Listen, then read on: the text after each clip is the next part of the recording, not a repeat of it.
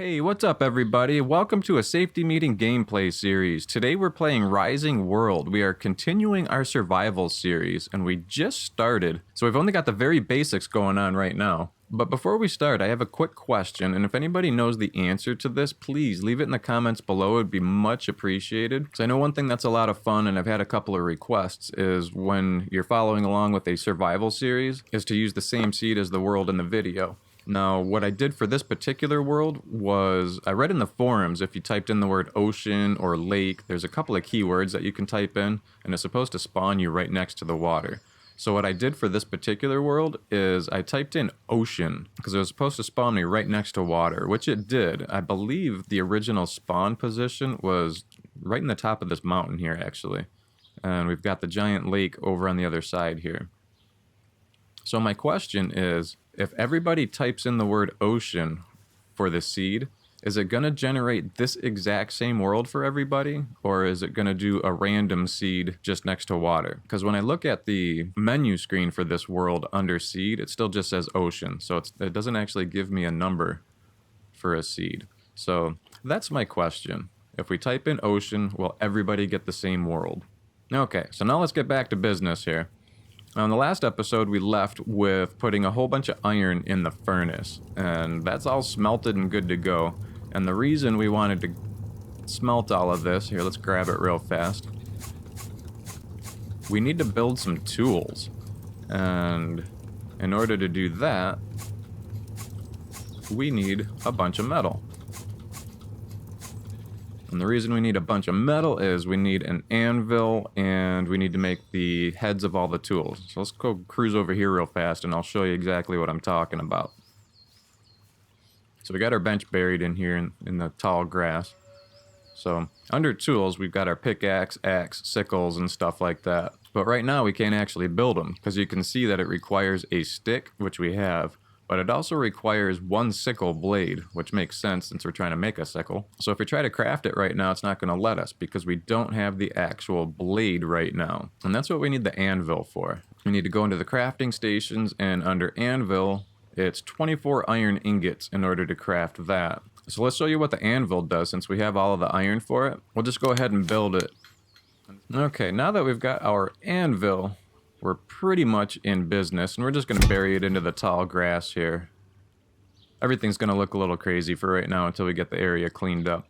So when we go inside of the anvil, now we can see that we have resources, and this is where we make all of our plates and rods, and we'll get into that a little bit later. The part that we want to use is actually the components, and this is how we make all of our tool heads.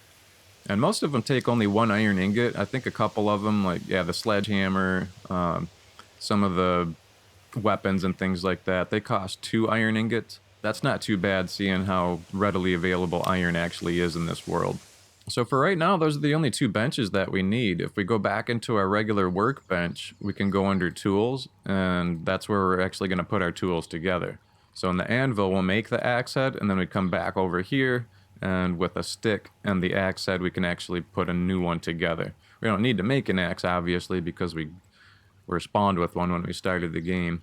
But here's what I'm actually after right now is the rake. Yeah, the rake and the sickle. Because the sickle, that's how we're going to be able to get seeds and stuff to start a farm. So let's do this. Since we've got that thing going now, we actually have a little bit of extra iron left. So let's go over here and get it put into the smelter. I think I had like 6 pieces left. Yeah, here we go.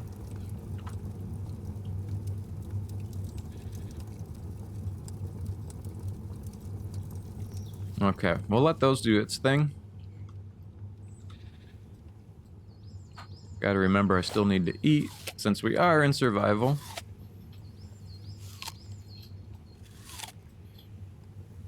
Okay.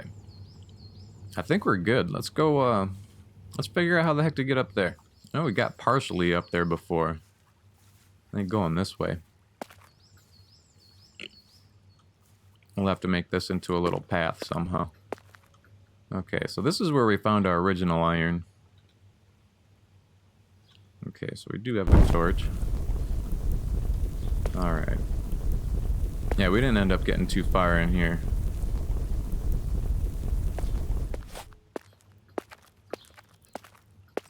Can we make it up here?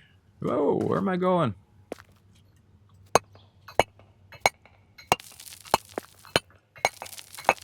Should be able to get up here pretty quickly, I think. Alright, let's see if it's big or if it's shallow. Nope, it is just shallow. Oh cool, there's water up here.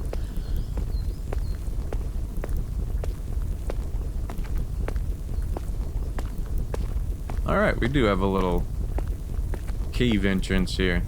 Ooh. That doesn't look good. Well, I don't see any ore immediately sticking up out of the ground. It's kind of what I was after. This is a cool little spot, though. Ooh, I see some stuff over there, too. I believe that's aluminum. I think. I always think it's gold, but I think it's aluminum. As far as ores go, it looks like we spawned in a pretty decent spot. I see a lot just visible on the surface. Alright, I'm a little scared to go down here because these things can be very, very deceiving. But I'm going to try it. Sometimes you'll go down and you can't get back up. Hopefully that's not the case here. Okay, this looks like this might be a fun little thing to explore here. I'm still not seeing any ore. There is a way to do a light cheat if you want. It's the debugging light. If you press the L key, it'll actually turn on a light for you. If you turn it off without a torch, you can see we're pretty much boned here that we wouldn't even be able to get out. So in a pinch, that's a good way to get rid of that yellow light. Those torches are definitely very, very handy, but they're so hard to see by. And they're so yellow as well that you can't really tell if you're finding any ores or not. So let's explore this little cave system here with our debugging light on, just so we can kind of check it out a little bit. Hopefully we won't get lost. Oh, cool. I see the outside right there. Oh, is that where we came from? We just went around in a circle?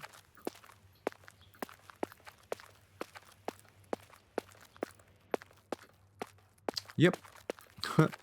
Well, I think this might be a really cool start of a mine right down in here then.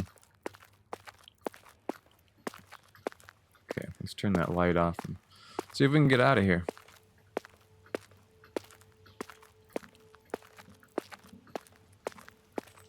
Very cool. We even have access out. Awesome. Okay, so we have the plan for a mine now. That's where the official mine is going to be, down in that hole there. Ooh, here's some aluminum. Might as well grab it.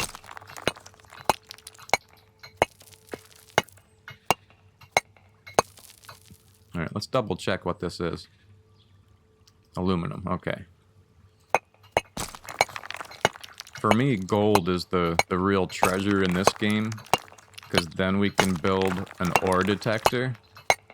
Ore detectors are amazing. They work just like a regular metal detector. And you can actually tune the frequency to specific ores that you want to find. Alright, I don't want to get too much into this water right here. I'm going to leave that. We need to find out how to get into some more of this iron. Oh, actually, we have iron smelting right now, so we could probably make a couple of the tools that we need. Let's go find out. So if we can make the tools that we need, we'll go ahead and start chopping some of this area down. Alright.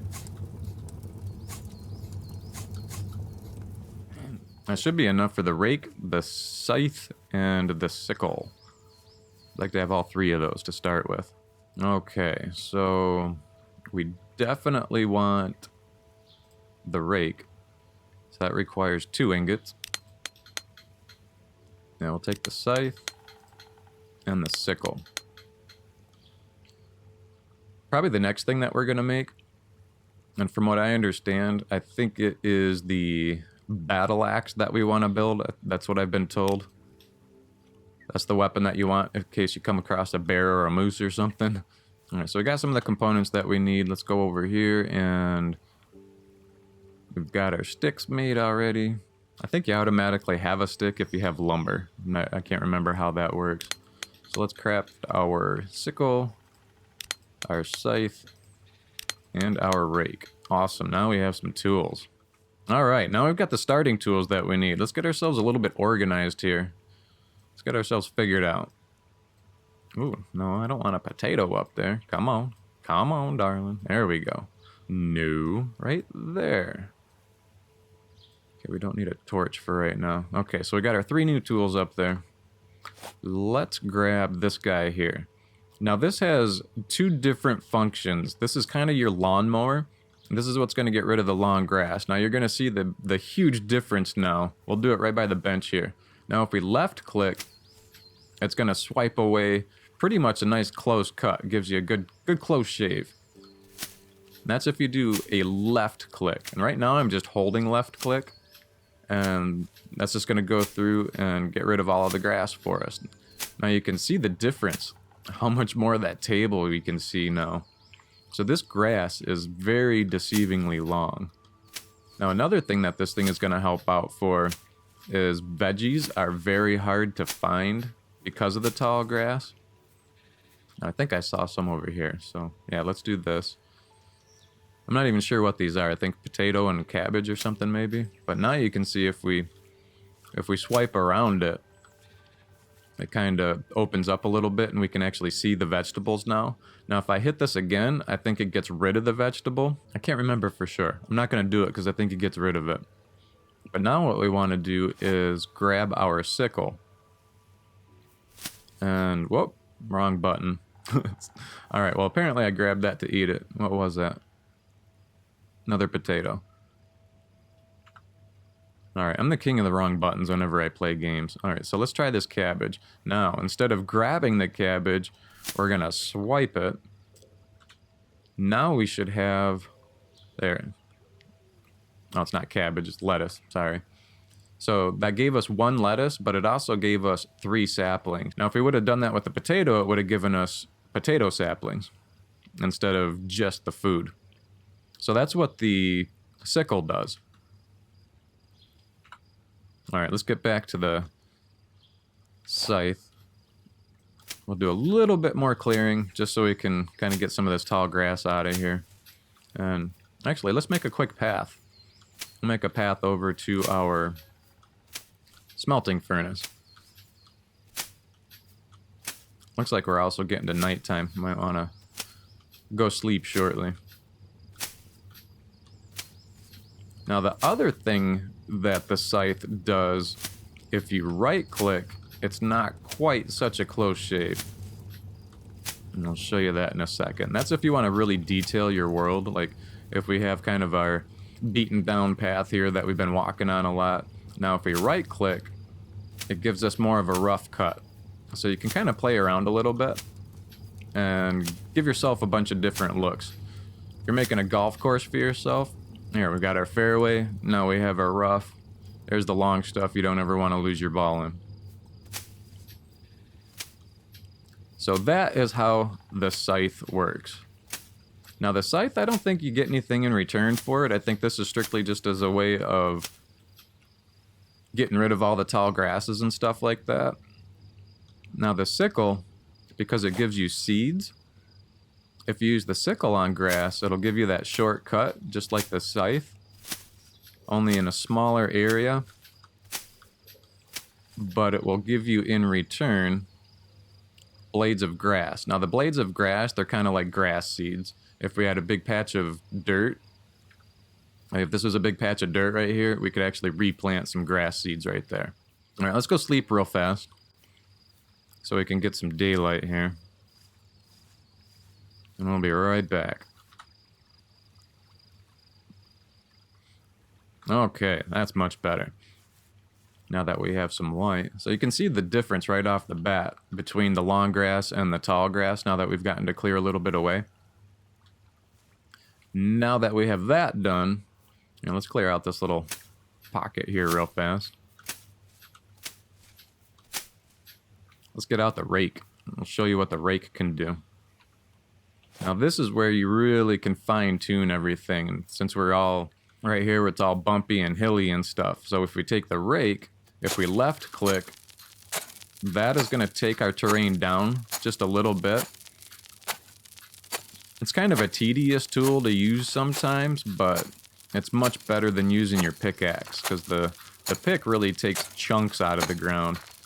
This will kind of smooth it, and it also does the same with grass. It'll just take the grass right out of there. Now you don't get anything in return for this. You don't get any dirt, you don't get any grass blades. This is strictly just for smoothing stuff out. And then another thing that you can do with the rake as well, if you have an area that's actually too low, if you right click, you can build the land back up just a little bit. It doesn't work every time. Like here we got a little pocket right here, and that will build the land back up. So you can really smooth out a lot of stuff just by using the rake. So now we have one of those little dirt spots that we were talking about. If we go into our inventory, let's move our grass blades up into the number 1 spot. Now if we right click, we can put grass down. Now if we overdo it, we'll actually start putting tall grass back down. So that's a way that you can decorate a little bit as well, if you're making paths and stuff like that. But right now that's not anything that I'm too interested in, so let's just get this out of here. Okay, so what other tools do we have that we can play around with? So we have the rolling pin. I don't know what you do with that. I've never swatted anything with it. I don't think I've ever made a rolling pin before. So the hoe is the next one that we're going to want to make. And we can make some farming plots for that. And I think what I'm going to do is we'll probably have a whole episode dedicated just to farming.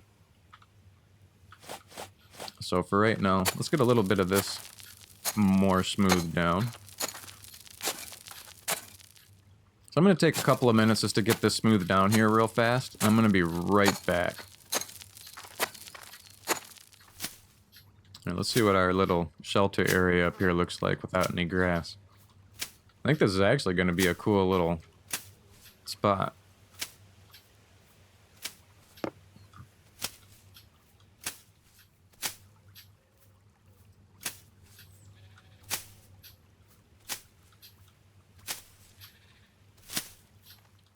That'll work for right now. Looks a little bit cleaner. I'm trying to stay away from the furnace just so we don't hear that flame all the time while we're smelting stuff. There, perfect.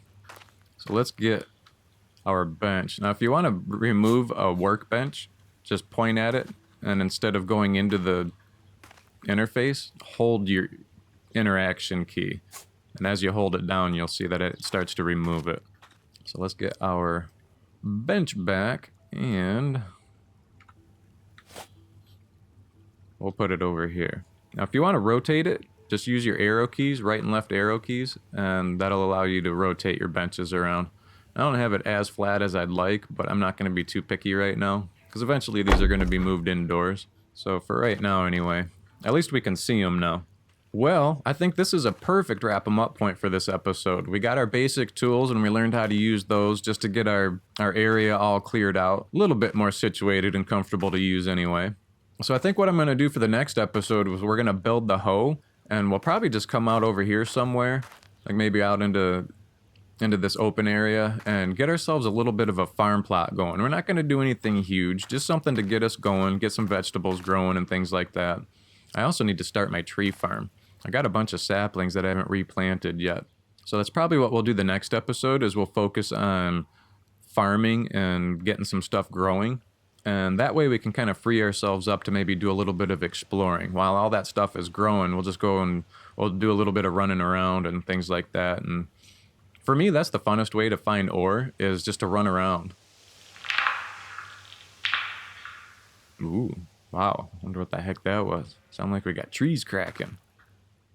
So for now, as always, I appreciate everybody for watching. If you enjoyed the episode, please leave me a like. I enjoy those as well. I hope this episode helped you out. I'm not an expert at this game by any means. One of the main reasons I even created a video series for the game is to actually get some interaction going. So if anybody has any hints and tips and things like that, by all means, please leave them in the comments below. Anybody that helps me out, I always end up using those tips. So I really, really appreciate it. And we will see you soon to learn how to farm in our rising world.